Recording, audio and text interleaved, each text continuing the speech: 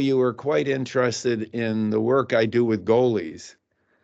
And I think that, as I said to you, I think that goalies are quite different in a couple of ways. And one way is the way they play, they're both an individual sport, playing an individual sport, and a team sport. And when I say the team sport, obviously they're in the game, there's a flow to the game. They have to know the schemes, the defensive patterns, what their D is going to do, how they're going to defend in different ways so that they can count on certain things and react accordingly. So they have to be very much part of the team thing in that respect. On the individual plane, most of the players are on the ice for anywhere from 30 to 45 or 50 seconds a shift. Hopefully, it's not too much longer. And the goalies are out there for the entire period, which in a 20-minute period usually means they're out there for 30 minutes straight. So they're out there, they're on an island of their own, and they have to learn how to manage that. Just the energy of that, the focusing of that, the emotions of that. Players, forwards, D, they have similar things, but not nearly. They can always go back to the bench after 40, 50 seconds and reset, catch their breath, think about what they just did on that shift, what they're going to do next. The goalie is out there for a long time. And for goalies, often attentions drift. You can't be on the edge like that for the entire 30 minutes of a 20-minute period. So they have to really learn some skills about bringing the energy back to them and having the ability to refocus and reset. And again, um, breathing, self-talk. One of the key things I do with goalies that I think is really important, along with, well, is I give them anchors. I ask them to pick at least 2 or 3 anchors. These are things that will help them to stop the puck. And most goalies, I'll give you an example, are picking things like be square to the shooter and track pucks. Those are good anchors. Or hands up and in front and track pucks. Those things will help you to stop the puck. Worrying about what the coach is thinking, or that somebody didn't put shots on the shot clock, or that the referee missed a call, or some guy sprayed you or bumped you, or you let the last one in, none of that helps you to stop the puck. But if you have some anchors that you've really worked with, no matter what's happening, you can always go back to these anchors. And it's interesting. I mentioned it, I think, in Hockey Tough, that one of the players I worked with many years ago was Devin Dubnyk. Devin was a really good player in junior and was a first-round pick in the NHL, went to Edmonton, which at the time had a terrible team, was getting blitzed, lost confidence, traded to Montreal, didn't work out, ended up in Arizona, and suddenly he became a Vezina candidate.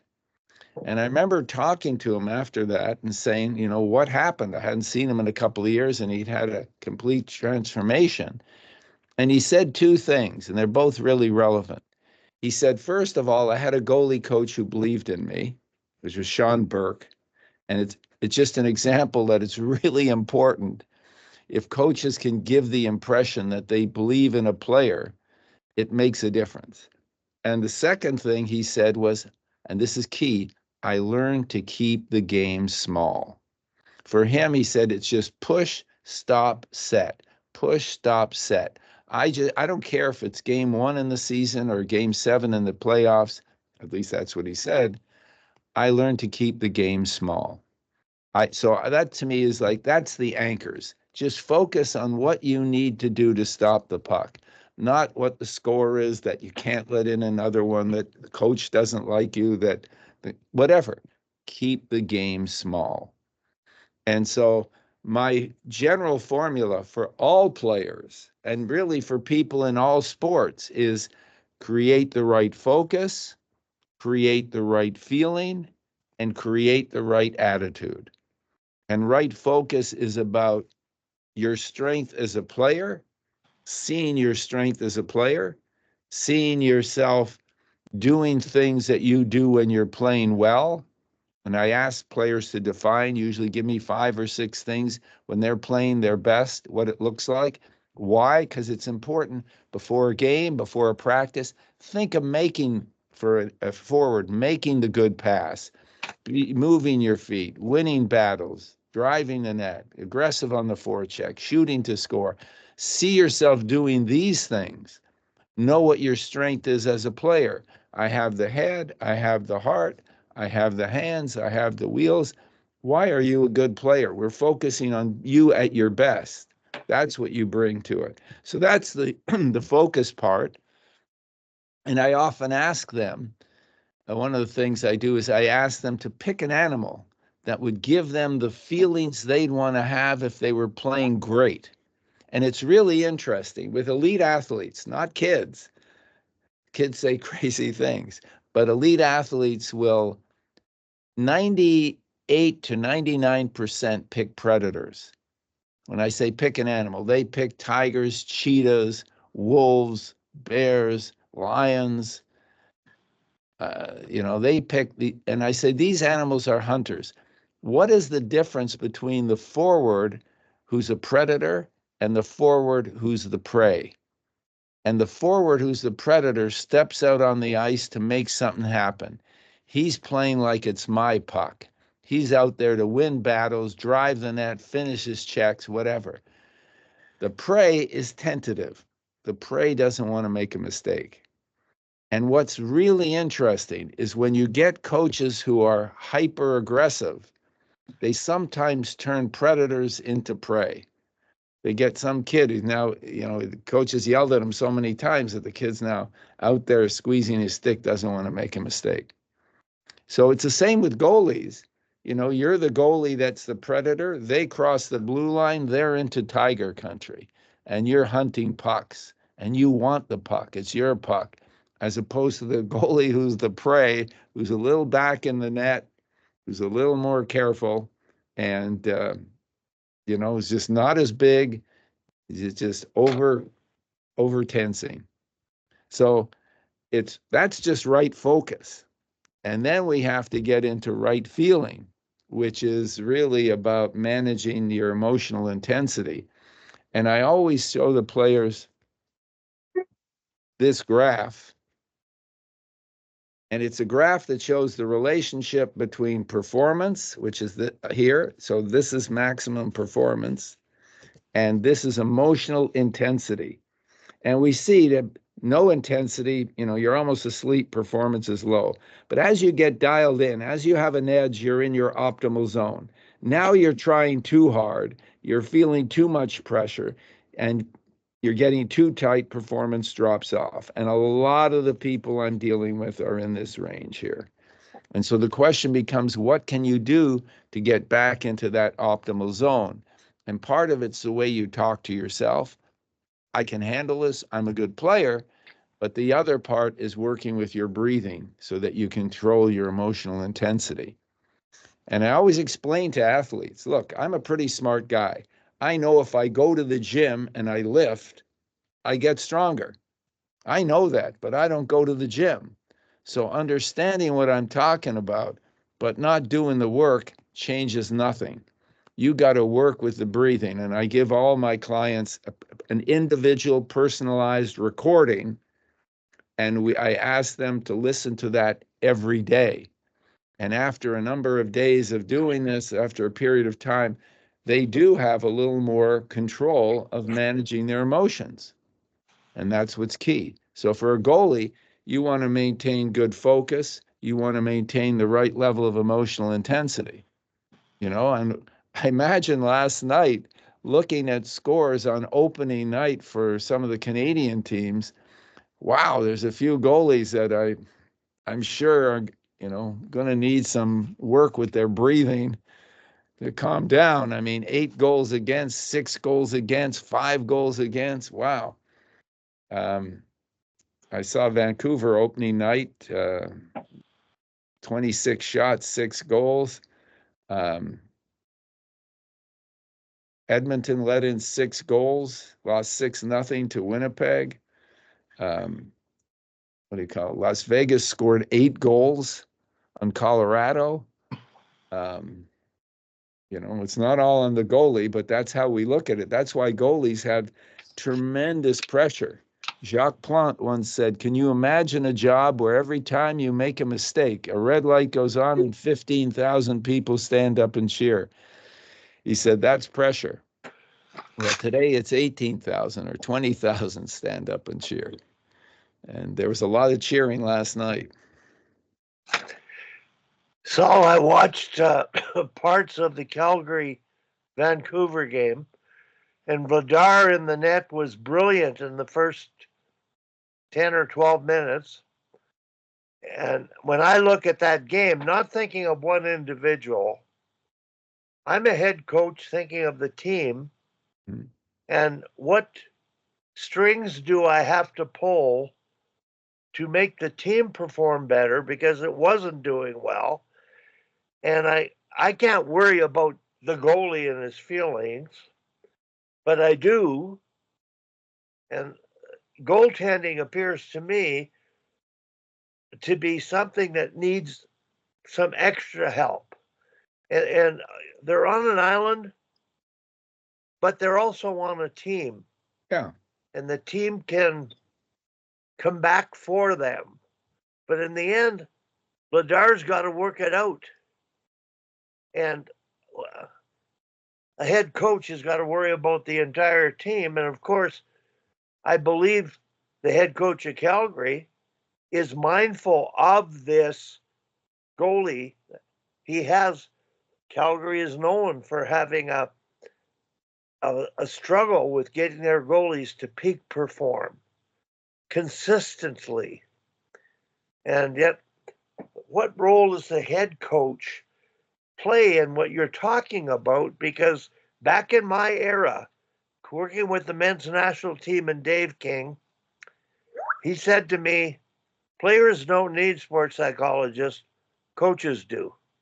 Well, I think he's right. I think coaches do need, I think he's half right. I think coaches can benefit from sports psychology. Some of them can for sure. And but I think players can as well. And, your role as the head coach is to pretty much be concerned with getting that team to perform at its best. And, these goalies in the NHL, they're not children. I mean, you don't have to baby them or pamper them. I mean, if you're getting blitz, if you're the goalie, I mean, 7 or 8 have gone by you. Maybe as a head coach, you put somebody else in there just to, you know, take the pressure off. But no, your focus is on the whole team. It's very different coaching little kids, coaching youngsters, where you maybe do have to be more concerned about the goalie, but not at the NHL level. I mean, you have a goalie coach, you um, you set an ethic for the team, and it applies to everybody. So and I just really don't know how to answer that. I know that I remember I was in Switzerland. I worked in Switzerland for about 15 years, from 2005, well, more, 7 till 2022. And I remember I was working with a team in Zug, which was a good team. And I was sitting with Peter Meckler, the goalie coach, who later became the national team goalie coach. And we were watching a junior game. I was there working with the professional team, the Swiss National Hockey League, but they had a junior team affiliated with them. And we were watching the junior team, and they scored a goal on the goalie of the junior team. I guess it wasn't a very good goal. And the coach, who was a very emotional guy, turned around and he pointed at Peter in the stands. It's like, this is on you. You're the goalie coach. So if he's going to behave like that, he's certainly going to make his goalie feel uncomfortable. And that's not going to help the goalie. So, yeah, you do have to work with coaches to help them to understand. I give a talk to coaches called The Biggest Mistake Coaches Make. and it's too much negativity. I mean, I list 10 things. It's too much negativity. It's too much emotion. And the third thing is insensitivity. And by that, I mean, many coaches don't realize their style of communication, and they don't realize who they're talking to. So there are some kids who are very extroverted, some coaches very outgoing, extroverted. An extroverted coach can get in the face of some kid who's quite extroverted and say, that's terrible, and the kid will say, well, I'll show you, and the kid will go out there and play better. If the same coach is broadcasting that way to a more sensitive, introverted kid tightens up and has exactly the opposite effect. So some coaches are not aware of their style of communication. I mean, they're just emotionally into it. And sometimes, if they're talking to Tiger Williams and they say to him, that's horseshit, Tiger will go out there and he'll spear somebody and win the puck and make something happen. But it's not the appropriate approach for a lot of other people. And it's understanding who you are. I was working with one NHL team. I won't mention who the coach was, but he was yelling all the time.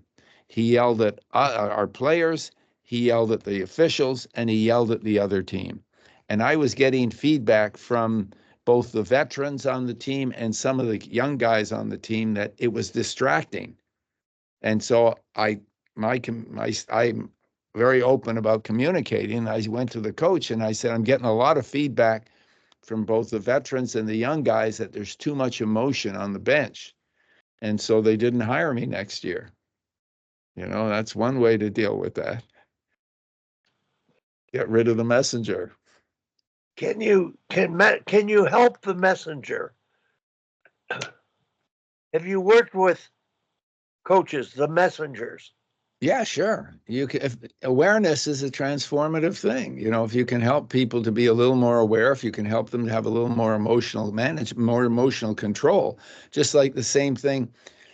I mean, it just, I've been in this a long time, like yourself. I mean, I've been doing this for over 40 years. I used to work with the Rams. I'm on the sidelines in a game. This is in the NFL. A guy misses his assignment. I don't know, the defensive back misses his assignment. Guy's wide open, catches a pass and goes, big gain. The D-back comes off the field. The defensive coach is really upset and embarrassed. And he said, like, what the F were you thinking? What the heck are you doing out there? He doesn't want to, that's not the question he wants answered. He wants to say, when they come up two guys wide, you got the wide guy, but he's emotional and he makes the guy feel terrible. Some of those guys will go out there the next time and be better because they've been, just got a shot. And other guys will go out and be worse because they got a shot. So the coach should be more aware of managing their emotion if we expect